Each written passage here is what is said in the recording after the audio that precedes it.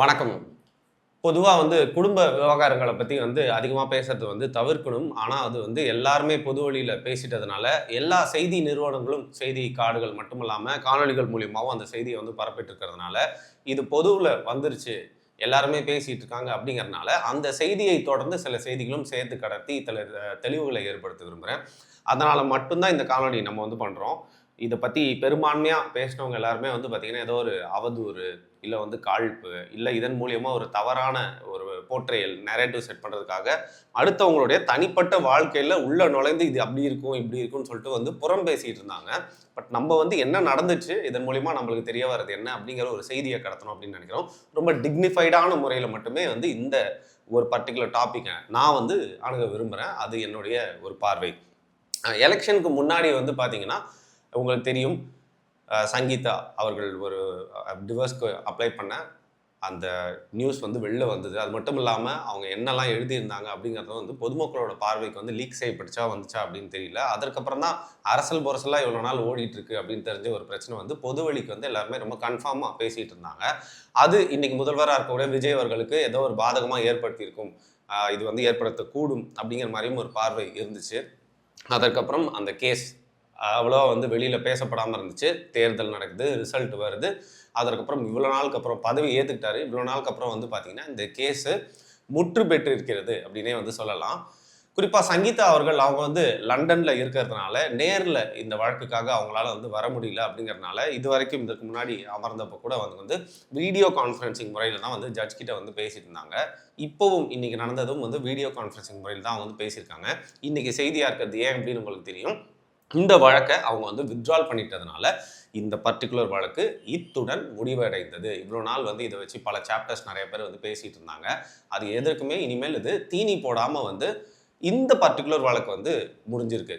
இது எதனால் முடிஞ்சிருக்கும், இதற்கு பின்னணியில் என்ன இருக்குது அப்படின்னு சொல்லிட்டு நம்மளால் அனுமானித்து பேச முடியாது. பட் டெக்னிக்கலி ஒரு ஒரு சட்டத்தை ரீதியாக பார்த்தீங்கன்னா சில ஆப்ஷன்ஸ் தான் இந்த மாதிரி வழக்குகள் முடியறதுக்கான தேவை இருக்குது, அதுக்கான வழி இருக்குது. அப்படிங்கிறனால அப்படி இருந்தால் அது என்னென்னவெல்லாம் இருக்கும் அப்படிங்கிறத பார்க்கலாம். ஃபர்ஸ்ட் ஆஃப் ஆல் இந்த வழக்கை இவங்க வாபஸ் பெற்றுக்கிட்டதுனாலே பார்த்தீங்கன்னா 2 ஆப்ஷன் இருக்குது. இது இவங்களுக்கு மட்டும் இல்லை, வேற எந்த கப்பலுக்காக இருந்தாலும் பொருந்தும். ஸோ ரீயூனைட் ஆகி பார்த்தீங்கன்னா மீண்டும் சேர்ந்து வாழ்றதுக்கு உண்டான ஒரு ஆப்ஷன் அப்படிங்கிறது இருக்குது. அது இப்போ இருக்கிற சூழ்நிலையில் எந்த அளவுக்கு சாத்தியம் அப்படிங்கிறது தெரியல.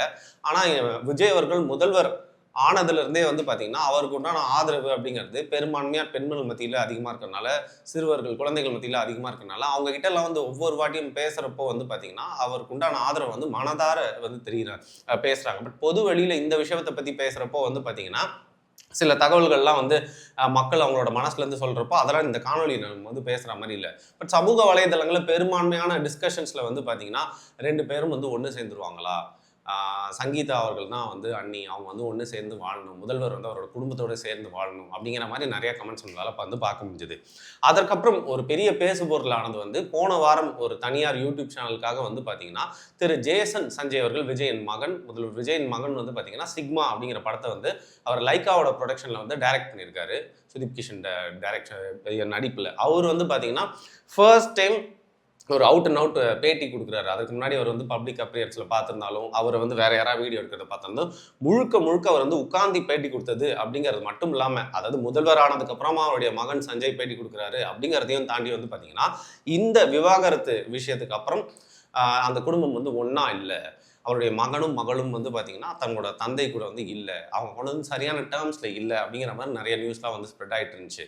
ஸோ இந்த படத்துடைய ப்ரொமோஷனுக்காக அவர் உட்கார்ந்து கொடுத்த பேட்டியில் பார்த்தீங்கன்னா அதை டிரெக்டாக எதுவுமே கேள்வியும் அந்த ஆங்கர் கேட்கல, அவரும் அதை பற்றியும் எதுவும் பேசலை. ஆனால் அப்பாவை பற்றி, அம்மாவை பற்றி, தங்கையை பற்றி அவர் பேசுகிறார். குறிப்பாக அந்த அப்பாவை பற்றி பேசுகிற போது அவருடைய விக்ட்ரி, அதாவது இந்த வெற்றியை பற்றி மெய் சிலருக்கும் விதமாக பேசுறது மட்டும் இல்லாமல் தன்னோட தந்தை ஒரு பெருமைக்குரிய விஷயமா தான் அவர் பார்க்குறாரு அப்படின்னு தெரிஞ்சது.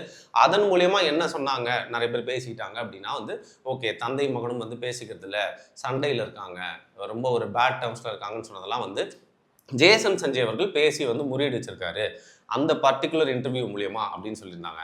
அதற்கப்புறம் வரக்கூடிய முக்கியமான விஷயமா தான் இந்த விவாகரத்து வழக்கு முடிவுக்கு வருது. நான் ஏற்கனவே சொன்ன மாதிரி பார்த்தீங்கன்னா அவங்க ரீயூனைட் ஆகி வாழ்றதுக்கு ஒரு ஆப்ஷன் இருக்கு.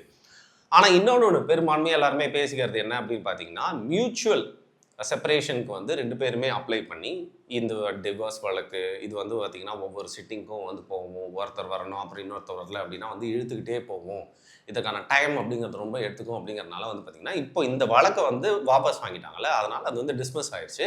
புதுசாக 2 பேருமே வந்து மியூச்சுவலாக வந்து செப்பரேட் ஆகிறோன்னு சொல்லிட்டு ஒரு புரிதலோடு வந்து பிரிகிற மாதிரி ஒரு ப்ராசஸ்குள்ளே வந்து போவாங்க. அப்படி இருக்கிறப்போ இந்த மாதிரி வந்து டிவோர்ஸ் கேஸாக இல்லாமல் அது ரொம்ப இழுக்காமல் சீக்கிரமாக வந்து முடியறதுக்கான வாய்ப்பு இருக்குது. ஸோ இதற்காகவும் அவங்க இந்த வழக்கை வந்து முடிச்சு வச்சு வாபஸ் வாங்கியிருக்கலாம் அப்படின்னு சொல்கிறாங்க. சரி, இன்னொன்று என்ன அப்படின்னு பார்த்தீங்கன்னா, இப்படி வந்து ஒருவேளை மியூச்சுவல் செப்பரேஷனும் இல்லாமல் திருப்பி இன்னொரு வாட்டி டிவோர்ஸ் கேஸும் அப்ளை பண்ணாமல் இருந்தால் என்ன ஆகும் அப்படின்னா, டெக்னிக்கலி வந்து தொடர்ந்து முதல்வருடைய மனைவியாக அவங்க தான் வந்து இருப்பாங்க. அப்படிங்கிறது மட்டும் இல்லாமல் என்றைக்குமே வந்து இந்த ஒரு மன உறவை முறித்தால் மட்டுமே வந்து முதல்வர் அவர்கள் வேறு ஒரு மன உறவுக்கு போகிறாரு அப்படின்னா வந்து போக முடியும். அது டெக்னிக்கலி அது அவருக்கு மட்டும் இல்லை, அவங்களுக்கும் பொருந்தும், எல்லா கப்புள்ஸ்க்குமே அதுதான் வந்து சட்ட ரீதியாக வந்து பொருந்தும். ஸோ இந்த நேரத்தில் தான் வந்து என்ன சொல்லியிருக்காங்கன்னு பார்த்தீங்கன்னா, சங்கீதா அவர்கள் அவங்களுடைய இதுக்கு முன்னாடி அந்த மனுவில் வந்து மென்ஷன் பண்ணியிருந்தப்போ வந்து ஒரு நடிகையும் இதில் இருக்காங்க அப்படிலாம் வந்து சொல்லியிருந்தாங்க. ஸோ அந்த நடிகை கூட வந்து நட்பாக தான் வந்து பழகிட்டு இருக்காங்க அப்படின்னு ஒரு பக்கம் பேசப்பட்டாலும் வந்து பார்த்தீங்கன்னா, இந்த நேரத்தில் இந்த எல்லாமே ஒரு பேசுபொருள் ஆகி இனிமேல் என்ன பண்ணுவாங்க அப்படின்னு சொல்லிட்டு வந்து நிறைய பேர் பேச ஆரம்பிச்சிருக்காங்க. அதில் குறிப்பாக தாவேக்கவினர் யாரெல்லாம் விஜய் அவர்களை பின்தொடர்றாங்களோ அவங்கெல்லாம் இதை வந்து ஒரு கொண்டாட்டத்தோடு வந்து பார்த்துட்ருக்காங்க. ஒன்று, அவருக்கு இருக்கக்கூடிய ஒரு பிரச்சனை வந்து முடிஞ்சிருச்சு. இன்னொன்று, 2 பேருமே வந்து சேர்ந்து வாழ போகிறாங்க. இன்னொன்று, யாரோட பேரோ சொல்கிறாங்க அவங்கெல்லாம் வந்து பார்த்திங்கன்னா முதல்வரோட லைஃப்பில் இல்லாமல் கொஞ்சம் தள்ளி இருப்பாங்க அப்படின்லாம் வந்து சொல்லி கொண்டாடிட்டு இருந்தாலும், இன்னொரு தரப்பு என்ன சொல்கிறாங்கன்னா, ஓவராலாக கொண்டாடாதீங்க, இந்த இன்னிங்ஸ் இப்போ தான் வந்து முடிஞ்சிருக்கு. ஸோ நான் வந்து ஏற்கனவே சொன்ன மாதிரி ஒரு மியூச்சுவல் செப்பரேஷனுக்கு 2 பேருமே வந்து ஃபைல் பண்ணி பிரியறதுக்கு உண்டான வாய்ப்பும் இருக்குது அப்படின்னு சொல்கிறாங்க. ஸோ நம்ம வந்து கிசு கேட்டுட்டு இது இப்படியா அப்படியான்னு நம்ம சொல்லாமல், ஒரு வழக்கு இந்த மாதிரி விவாகரத்து வழக்குன்னு போனால் அதில் இருக்கக்கூடிய ஆப்ஷன்ஸ்லாம் என்ன அப்படின்னு தான் வந்து பேசிகிட்டு இருக்கோம்.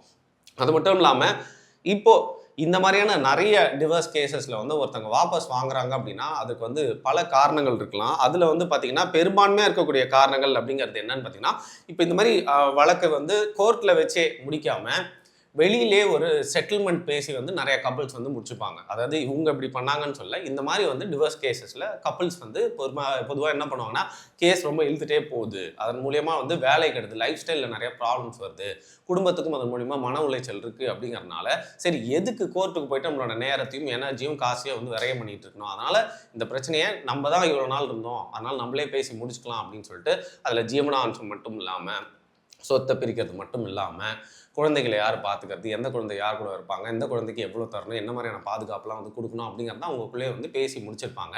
இந்த மாதிரி வெளியிலே ஒரு செட்டில்மெண்ட் பேசி ஒரு வேலை முடிச்சிருந்தா இந்த கேஸ் வந்து வாபஸ் வாங்கிறதுக்கான ஒரு காரணம் இருக்குது அப்படின்னு சொல்கிறாங்க. இன்னொரு ரீசன் அப்படின்னு பார்த்தீங்கன்னா, இது வந்து முக்கியமான ரீசன், காஸ்ட்.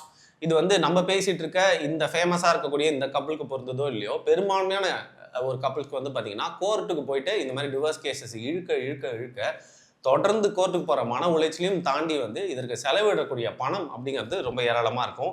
இதில் வந்து பார்த்தீங்கன்னா நிறைய டைம் பிரைட் சைடும் பிரைட்வுட் சைடும், அதாவது வந்து மாப்பிள்ளை சைடும் பொண்ணு சைடும், ஆண் பெண் 2 பேருமே வந்து அதிகமாக பாதிக்கப்படக்கூடிய ஒரு விஷயமா இருக்குது. இதுவும் இந்த மாதிரி டிவோர்ஸ் கேசஸை வந்து வாபஸ் வாங்குறதுக்கான ஒரு பெரும் காரணமாக நம்மளோட ஃபேமிலி கோர்ட்டில் பார்க்க முடியுது.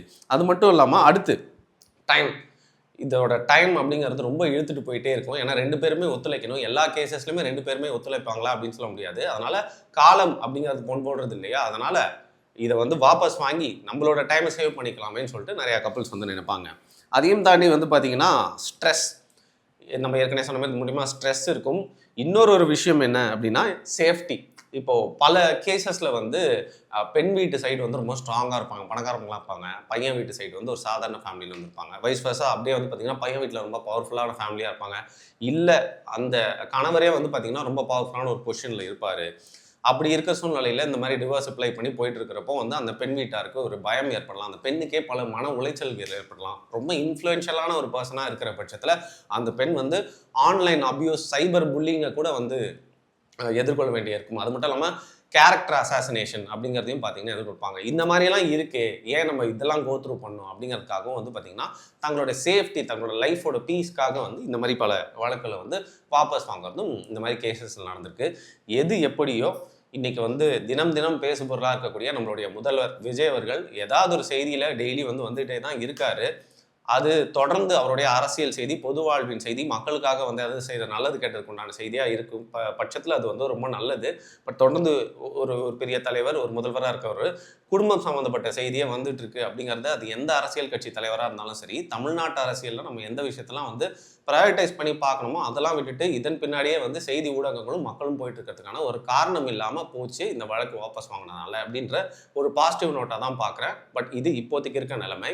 இது எங்கே போகுது, இல்லை இதோடு முடிஞ்சுதா அப்படிங்கிறத காலம் தான் பதில் சொல்லும்.